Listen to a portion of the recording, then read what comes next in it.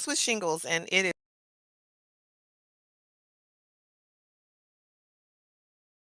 Mark Roach. I'm the chairman of the board for the Texas Electrical Safety, Texas Department of Licensing and Regulation, Electrical Safety and Licensing Advisory Board. I'm going to call this meeting to order on Wednesday, September the 8th, 2021. It is 1 o'clock, and I'm going to turn it over to Anna. Anna, if you will please call the roll.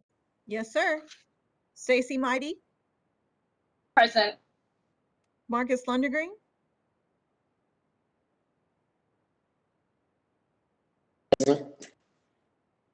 John Sparrow, Present.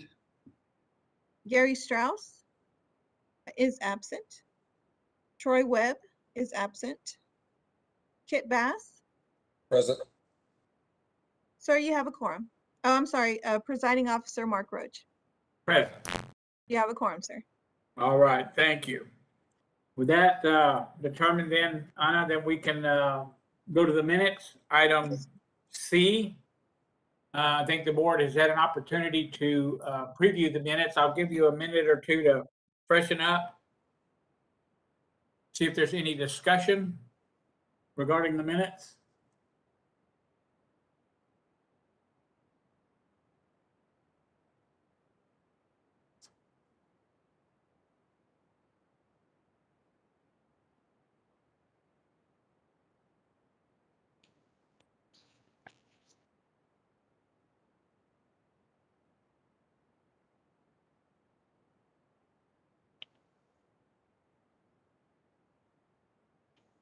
Now, there being no discussion, then I'll entertain a motion for Make approval. a motion. Kit Bass makes a motion to approve. Thank you, Kit. Do I have a second? Marcus Lundergreen, I second that motion. Second by Marcus Lundgren. All right, you want to call the roll of the vote, Anna? Yes, sir. Stacy Mighty, Present. Marcus Lundergreen, Aye. John Sparrow, Aye. Kit Bass, Aye. and Presiding Officer Mark Roach. Yes, aye. The motion All passes. right, thank you very much, folks. Moving on, item D, public comment. Doug, I'm going to turn it over to you. All right, thank you, Chairman Roach. And it's my understanding that we do not have any public comments to present today. Is that correct, Anna? That's correct, sir. The one public comment we do have will be with the rules item number F. Thank you. You want to take it up at that time? Yes, sir. All right, very good. Okay, then moving on, item E, staff reports, licensing division, Lisa Hodak.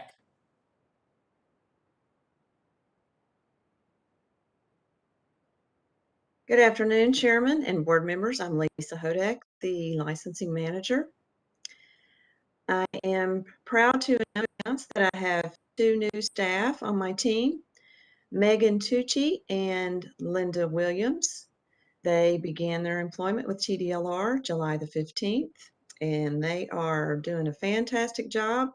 We started them on electrician applications, and they're just moving right along. As you know, we have a lot of applications for them to learn, but they're doing really well. Very happy to have them on my team. And here we have the statistics. The numbers for this fiscal year I've included through July. And you can see that we have some slight growth with the master electricians. Total population is 17,133. Master sign, a slight decrease. Total population is 514.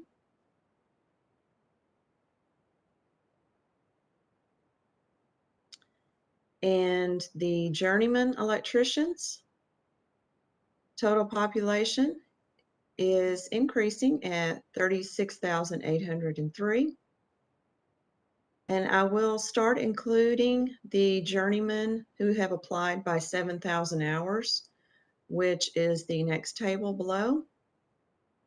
And we've had, since February the 1st, we've had 393 applicants who have applied by 7,000 hours. And then from those, we've had 145 that were in an apprenticeship training program. 279 have been made exam eligible, and 69 have received their license. Also keep in mind that when they apply by 7,000 hours, they still have to meet the full 8,000 hours requirement. So once they apply with the 7,000 hours and then they're made eligible for the exam, after that, they have up to a year because their application is good for a year, and then they have to submit the additional 1,000 hours. We still review those additional 1,000 hours to make sure that those were not submitted before. And of course, they all still have to be under the supervision of a master electrician. We are trying to work those faster because I know that for these 7,000 hour applicants, they like to take their exam, hopefully pass that exam, and then once they pass, they're ready to get their license. So we are trying to work those faster than the other applications, or at least that's the goal. And we'll move on to journeyman sign and then journeyman lineman.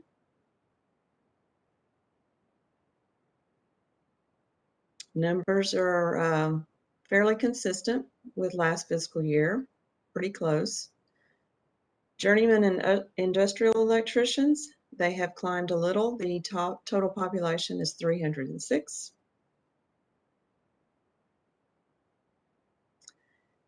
And then we have the maintenance, which has dropped some at 864.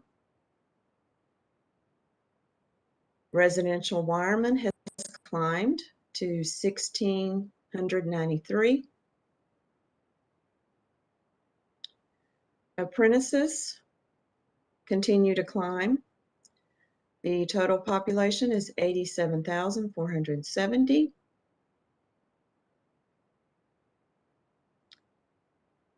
Sign apprentices, there was a slight decrease. Total population is 1,924. Electrical contractors has increased to 10,808.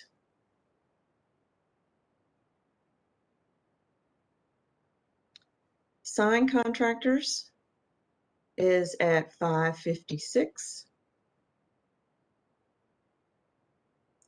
Residential appliance installers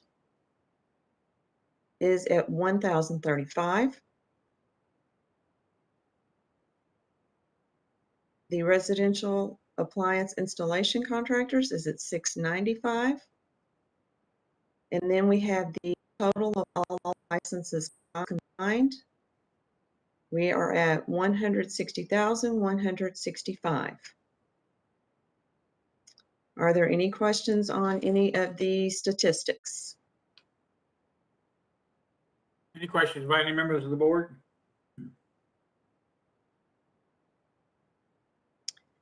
And then I have one more thing to mention, the emergency extension update, which is available on our website.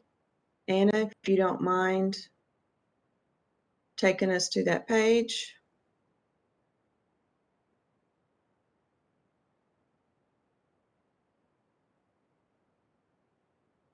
And you'll see it's right there to the left in the middle of the page where it says emergency license status. And the emergency license is allowable for 120 days after the after the renewal license expiration date. And this allows licensees who have sent in their renewal, and if the renewal has not been processed yet, it gives them an additional 120 days to continue working. And this was adopted so that licensees could continue to work, because the department ran into some backlog due to the pandemic. However, we are catching up. I am not sure yet if this will be extended, but currently it expires September the 18th. And that concludes my report, and I will be happy to answer any questions that you have.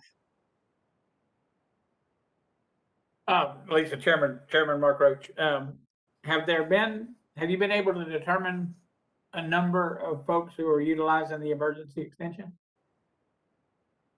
Is it No, sir, measurable? we have not, because I'm not real sure how we would track that. We're trying to stay caught up with our renewals. And what I mean by that is it's usually within a 2-week turnaround.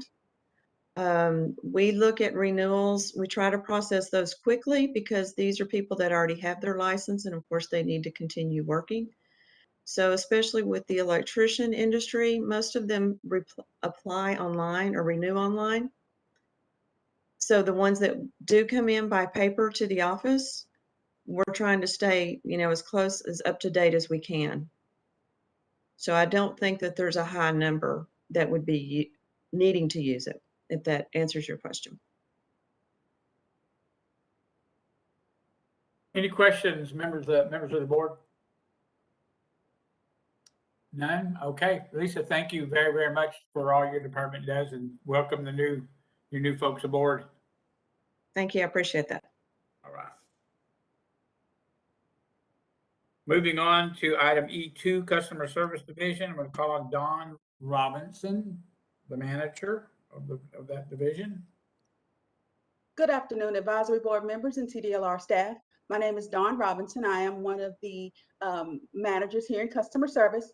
To start off with personnel updates, after 20 years of service, 15 of those years at TDLR, our former director, Trey Seals, has moved on to pursue other endeavors, and we wished him the best of luck, and hope he'll just try to give us a call every once in a while.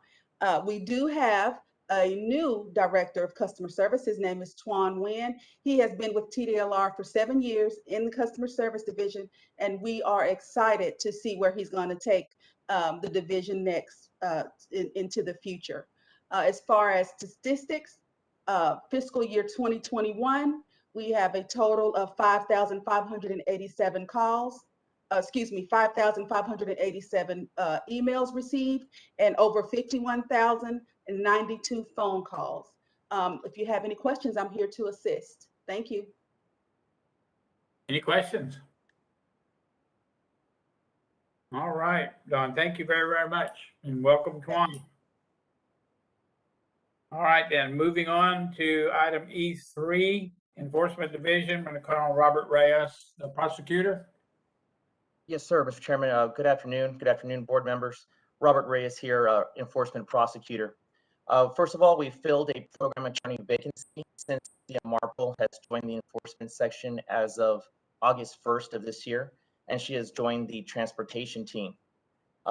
Beginning on the bottom of page 1 on down, we have the program statistics for the program as well as TDLR as a whole. I'm going to do something a little bit different since we just had a meeting 2 months ago. I'm going to give you the delta between the change between the numbers as you see them right now and the numbers that we had 2 months ago. So the numbers that we have currently go from the beginning of the fiscal year, which was September 1, 2020, all the way to the end of July 31st of this year. So we've opened 1,590 cases for that time period, or a change of 395 cases were opened in the past 2 months. So as you can see, we are getting a lot of cases, not only in ELC but also in ACR and across our building and mechanical programs. The cases closed. We've closed 220 cases in the past 2 months, which is a big amount regarding seeing that we only have 2 program attorneys here working in building mechanical, which are myself and Amanda Barrera, who has joined at the beginning of the spring. So we're getting cases in, but we're also getting cases disposed of, and we're doing our best to protect the citizens and ensure their health and safety. Moving forward, we have our let's see here. Our time to close cases has increased from 170 days to 172.8 days. However, cases are still being closed faster than the department average, where in the past 2 months, the period to close cases increased 5 days, from 205 days to 209.56 days. There are now 888 cases pending as of the end of July, which is an increase of 175 cases from the number reported in our last meeting. This is now 13.5% of our total open cases across all programs, and this is up slightly from 12.35%, as I stated during the last report. On page 2, we have the sources of cases opened for fiscal year 2021 through July. As you can see, the cases the department opened is now at 2%. It increased 1% from the past report. And the cases opened by consumers decreased 3% and now stands at 40% from 43%, as stated in the last report. Lastly, criminal history cases continue to be the majority of the cases, and they now account for 58%, a 2% increase from the last report. As far as case outcomes, again, we have them broken down by the different types of orders we have in the program. We have not had any additional commission orders since the last meeting. However, we have added 3 more default orders, and that number now stands at 89 through July 31st. We have also added 11 more agreed orders in the 2 months being reported since the last period, for a total of 50 agreed orders.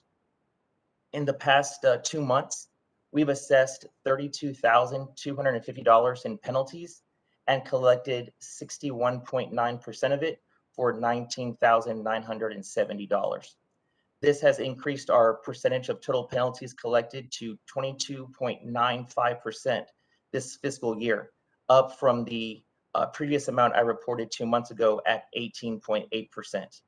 So we continue to aggressively pursue unlicensed cases, and we have achieved some success in not only getting some orders entered, but also receiving the penalties that we have levied against those respondents.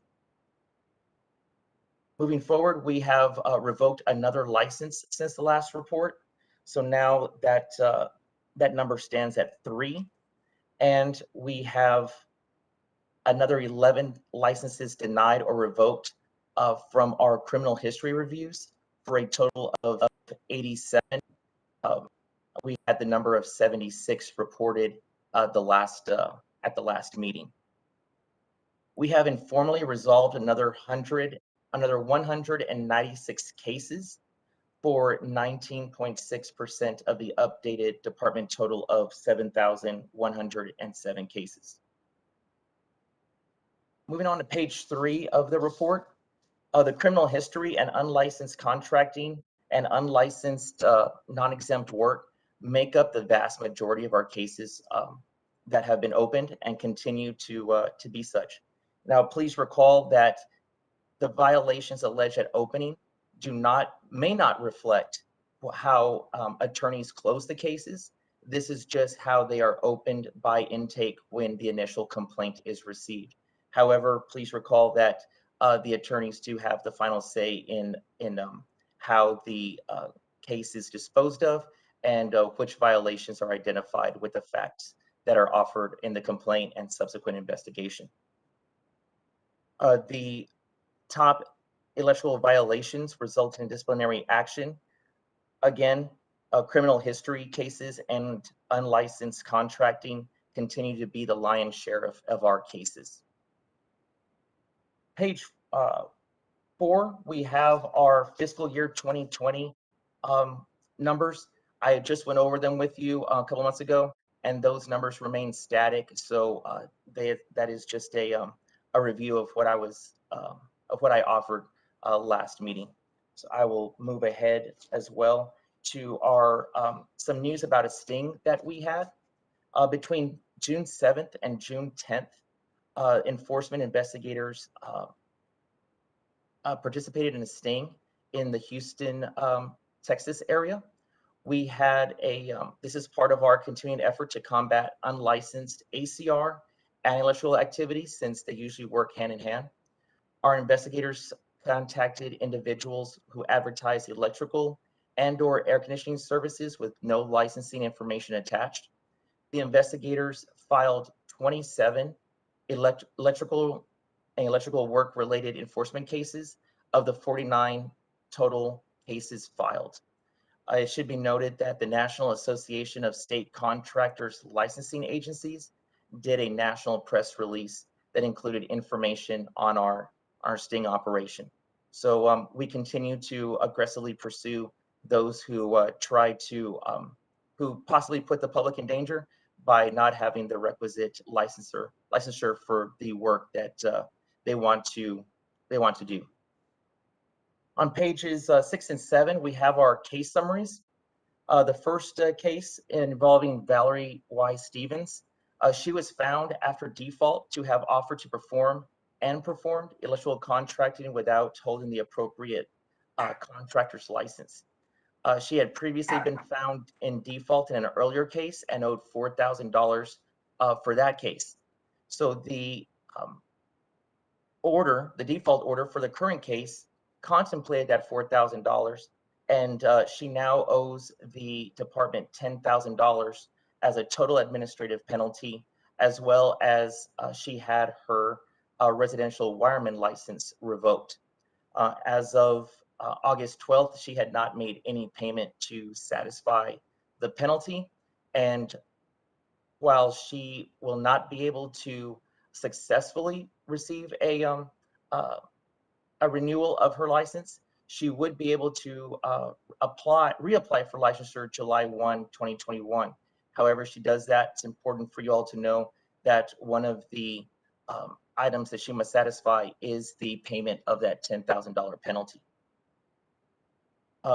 In regards to Mr. Rodriguez, ELC case ELC 2020-00-13169, we did enter into agreed order with Respondent Rodriguez for the violation of 2 of the program's laws and rules.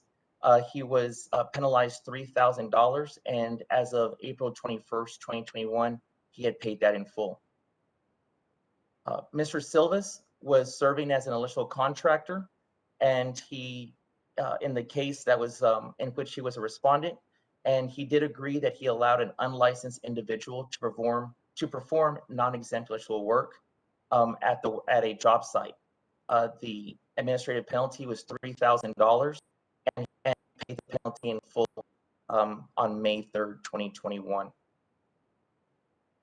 This next case involving Eduardo F. Chapa. This is a restricted license case. If you recall, I went over the points of a restricted license and the process by which we go through the last meeting. Some highlights of a restricted license. A restricted license is only available for ELC licensees and ACR licensees. If the department receives what we deem satisfactory information that this person will not be a harm to the general public, we have a restricted license available to confer to that person for a period of 1 year. After that year, if there is a lack of sufficient evidence to go ahead and extend that restricted license, upon reapplication, it would become a full active license. In this case, Mr. Chapa had a criminal history that directly related to the duties and responsibilities of an electrician as reflected in the criminal conviction guidelines for the electrician's program. And he's currently on parole for an offense that does not directly relate to the guidelines of the program. We received satisfactory information that would support Mr. Chapa being eligible for a restricted license, and he was conferred that license through an order of the executive director. Under the terms of the restricted license, he can only work under the named supervisor. He may only work while the named supervisor is present at the same job site and continuously monitoring him. Additionally, he may only work on new construction, industrial job sites, commercial buildings, or residential facilities so long as the supervisor is on the same job site and in sufficiently close proximity to him. He must also carry or have access to a legible paper copy of the restricted license agreement at all times and must present it upon the request of any person. Finally, the last case I have for you is in regards to Michael F. Fuentes Sr. The respondent agreed that he offered to perform unlicensed, non-exempt electrical work by offering services through a Facebook webpage. We entered into a settlement agreement and an agreed order with Mr. Fuentes for an administrative penalty of $1,500, which was broken down into 6 payments of $250 beginning on April 5th of this year. So far, he is on time with his payments, and 1 payment needs to be made for this month, and then he will have satisfied his obligation under the agreement. That's all I have for you all today. I'm happy to answer any questions you may have. Thank you, Mr. Reyes. Any questions from the board?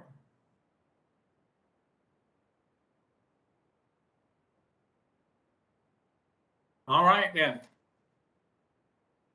Robert, thank you very much for your time. Thank you, sir. Thank you all. Have a good day. Good report. All right, thank you. All right, moving on to E4, Education and Examination Division. We'll call on Rebecca Armas. Good afternoon, Chairman Roach, Advisory Board members. My name is Rebecca Armas, and I'm with the Education and Examination Division.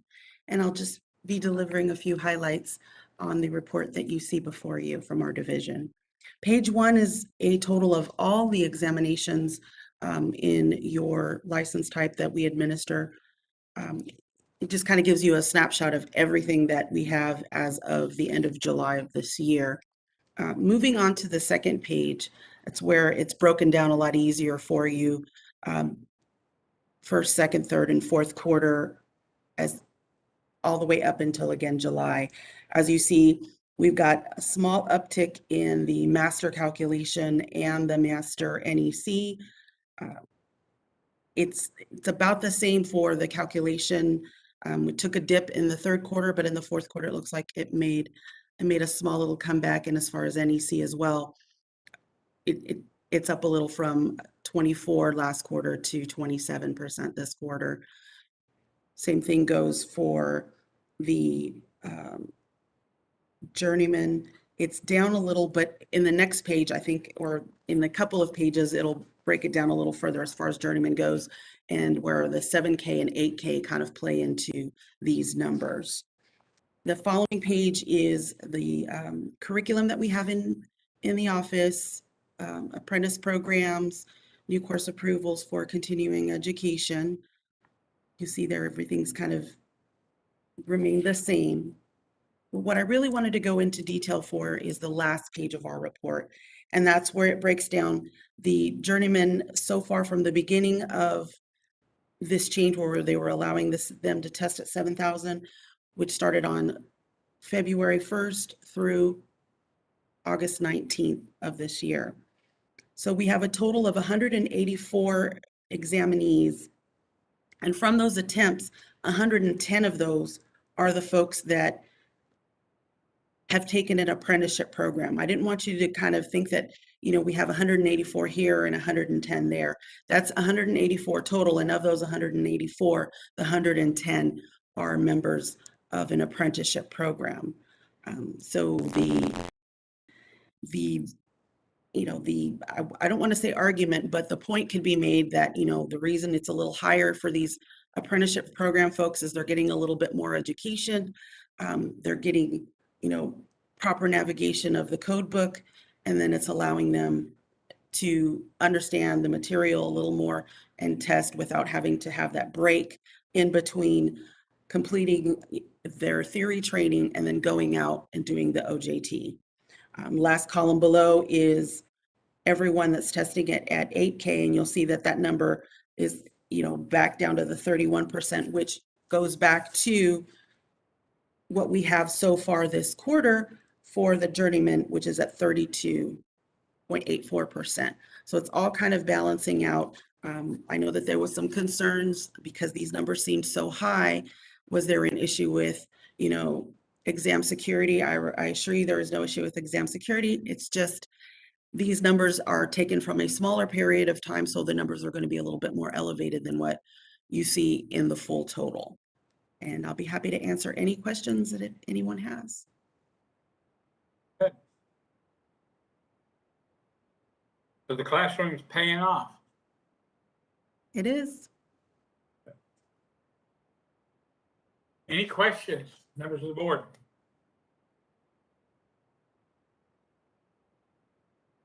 Okay, Rebecca, thank you very much for your report. Thank you.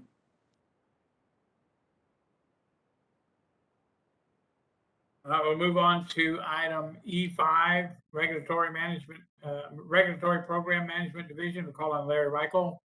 Larry, you've got the floor. Thank you, sir. Good afternoon, Chairman Roach, advisory board members, and TDLR colleagues. My name is Larry Reichel. I'm the Deputy Chief Electrical Inspector, work alongside the Chief, Jerry Daniel. As you can see in our report, just in the 2 months, the last time we met, we traveled to Irving, Texas to speak the law and rules to the TEVA high school vocational teachers. The next day, we traveled over to the city of McKinney and had some law rules and some code education and training with the city of McKinney inspectors. We worked on the NFPA, the National Fire Protection Association 1078, and the 78's first draft meeting, which the 1078 is the standard for electrical inspector professional qualifications, and the 78 is the guide on electrical inspections.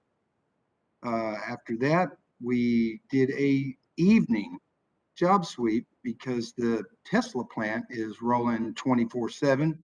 So we went out in the evening and did a license sweep and checked the 306 licenses at the Tesla plant. And we had great help and assistance with our RPM manager, Chris Russi, RPM colleagues, Kelly Kelly and Roy Melton.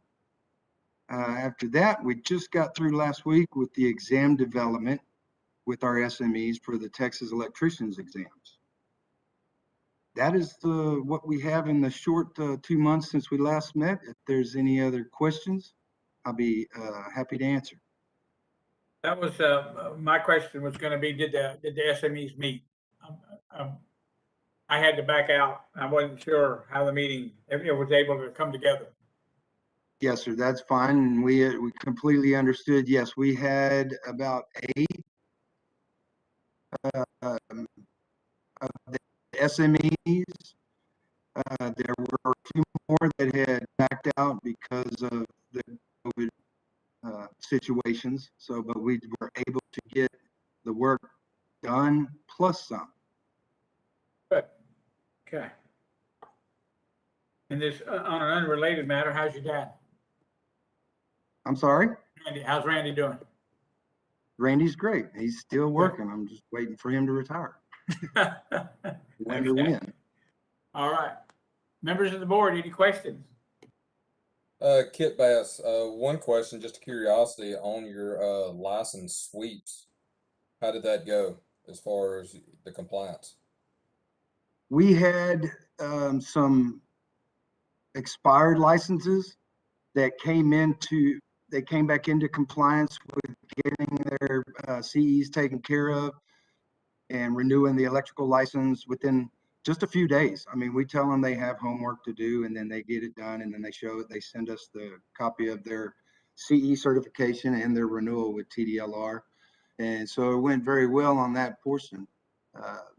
We had journeyman industrial licenses that we found that on the Tesla plant, which is only for petrochemicals. So we advised them on which license they had to get to be on the commercial, as what the Tesla is just a huge commercial site, really. Okay, thank you.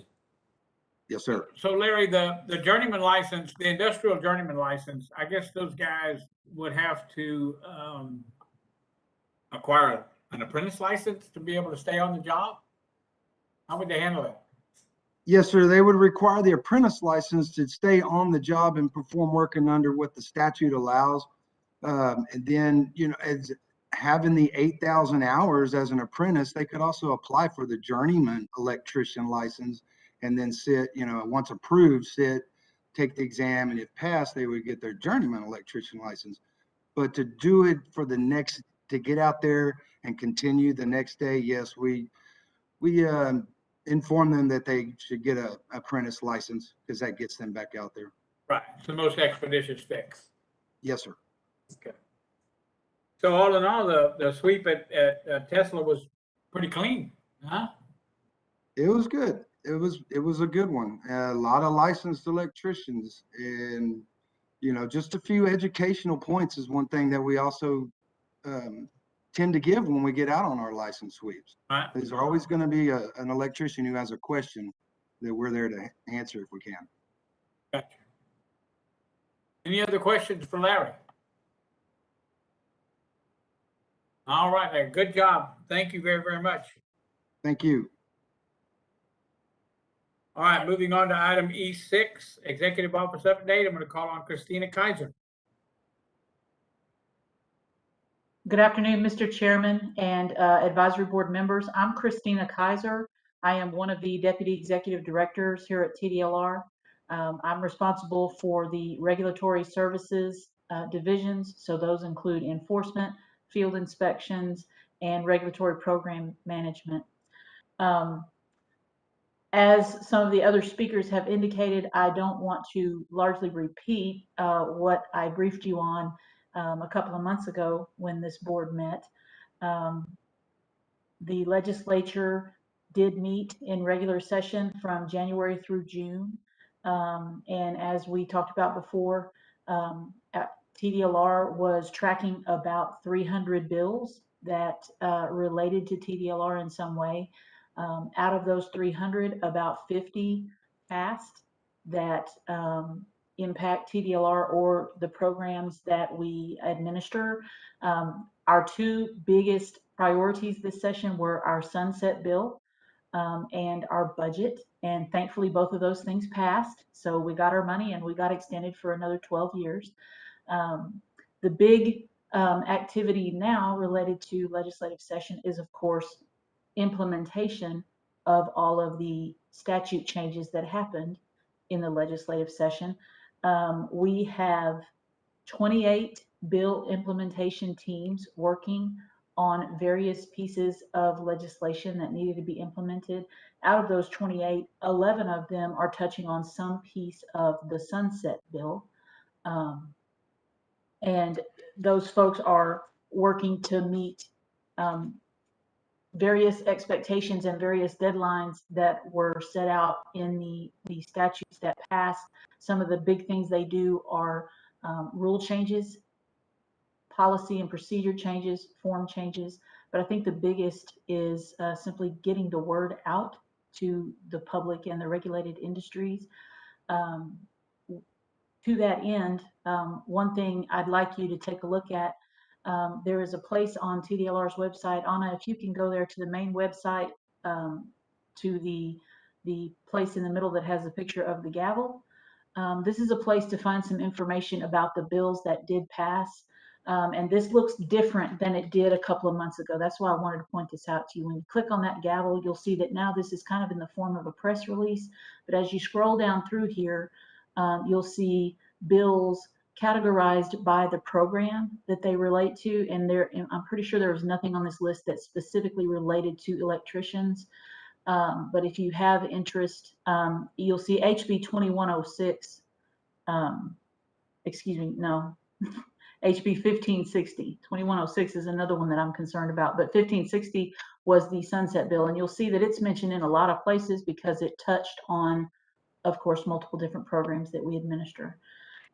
So take a look there. Each one of those is a link that will take you directly to the bill in its final form that passed, if you're interested in reading those. And again, not on the electricians page, but on a lot of the other program pages that were impacted by legislation this session, you will see that updates have been added about the impact of various laws. So for example, again, Anna, and we didn't rehearse this beforehand, but if you would go to the program page for Polygraph, you'll see that there is an update there. This pink, this indicates that this is a result of the Sunset Bill as well. Polygraph examiners were deregulated, meaning they no longer have to have a license issued by TDLR in order to practice as a polygraph examiner in the state. So these are the kind of information releases that we're doing, on a targeted basis to the relevant programs as a result of some of the bill implementation work. That was really all I wanted to mention. I'm happy to answer any questions if you have them about our bill implementation activities. And failing that, I'll turn the gavel or turn the microphone over to Miss Mary Winston. Good afternoon, everyone. If no one has questions, I just want to go over our communication statistics for our contact to our webpage from licensees and the public. That webpage is going to be the electrician's website. And for the last 6 months, from March 1 to August 31st of this year, this website has had over 525,000 views, almost 526, which is an average of 2858 views per day. 37% of the visitors access this site from a desktop computer. 62% do so from a smartphone. Always interesting here. This number flip-flops depending on which industries we're following, if they're in the field, if they're more sedentary in an office and kind of working from that arena like we are here in TDLR, and 1% from a tablet. Tablets are not getting much love. We have from 2% to 1% who are accessing the website from a tablet, but this lets us know how our technology is working for those out there and if we're getting to them what they need in the fashion they need it. The top reasons for visiting the site: how to apply for a new electrical apprentice license, how to renew an apprentice electrician license, applying for a new journeyman electrician license, the electrician exam information, and forms and publications. That rounds out the top 5 reasons for those almost 3,000 views per day. And that's the end of that report. If anyone has any questions, please let me know. All right, y'all two. Very good. Any questions from the members of the board? Well, it sounds like you got renewed, you got your money, and now you got your work for the next 12 years. Exactly. Probably going to take 12 years to get it all done. Oh, mercy, I hope not. Except in 2 years, they'll change some more stuff. So. Right. If Constant not from the change. special session, right? Yeah, and that's the truth. Okay. Any questions from anybody? All right, you guys, I'm going to back up a little bit. I'm going to back up to E5 on the Regulatory Program Management Division and point out to the members of the board that TDLR is going to start the examinations over the 2020 code in November. So if you've got anybody out there in the industry that needs to know that, then that's in Larry's report, the last item in his report. Correct, Larry? You still with us? That's correct, sir. Yes, sir. Okay. All right. Yeah. Testing starts on the 2020 code in November 1. All right. Okay. Christina and Mary, thank you very much. Moving on to item F, discussion and possible recommendation on the proposed amendments to an existing rule at 16 Texas Administrative Code, TAC Chapter 73, paragraph 73.100 regarding the electricians program. The proposed rule amends 73.100 by placing the existing rule text into a new subsection and adding a new subsection B to state that compliance with section 210.8F of the 2020 National Electric Code is not required until January 1, 2023. This agenda item includes discussion of the one public comment received on the proposed amendments to the rule. I'm going to call on Doug Jennings. Doug, you have the floor. Thank you, Chairman Roach. This is Doug Jennings, Assistant General Counsel for the department, and good afternoon, everyone. I'm going to share my screen so we can see the text of the rule. As you'll recall, at our last advisory board meeting, the board voted to publish this amended rule. And so you'll see, as was just discussed, the amendment adds a new subsection B stating that despite the effectiveness of the 2020 NEC as of last November, compliance with a particular section, that's 2.10F of the 2020 NEC, will not be required until January 1st, 2023. And just a little reminder, section 210.F is the section that requires a GFCI to be placed on outdoor outlets, and that has caused a great deal of problems with heating and air conditioning equipment, causing those systems to fail or to trip repeatedly.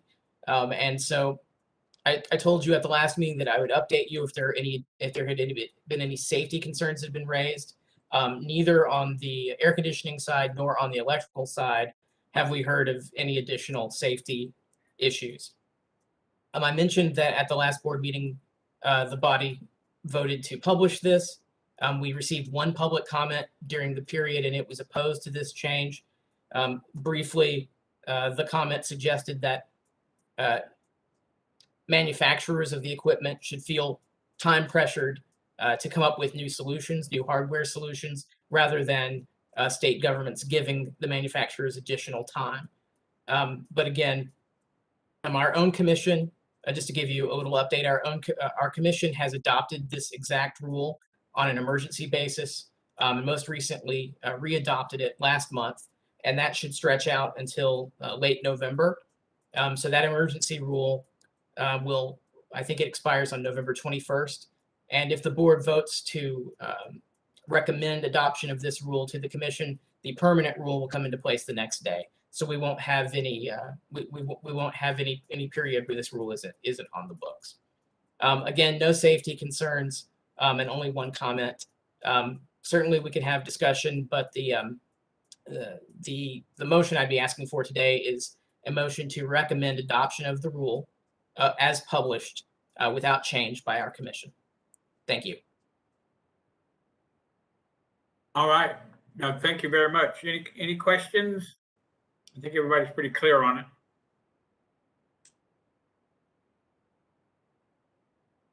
Okay, we're back to the main screen. All right, then I'll entertain a motion.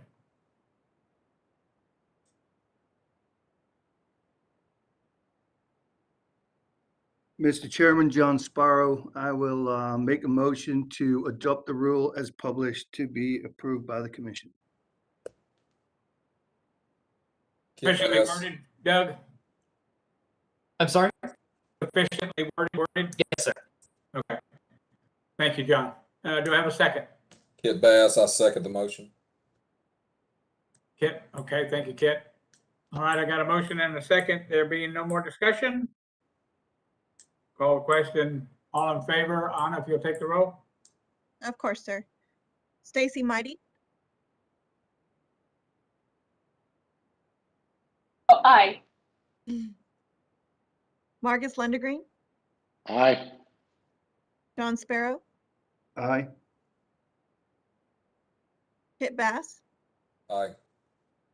and presiding officer Mark Roach. Aye. The motion passes, sir.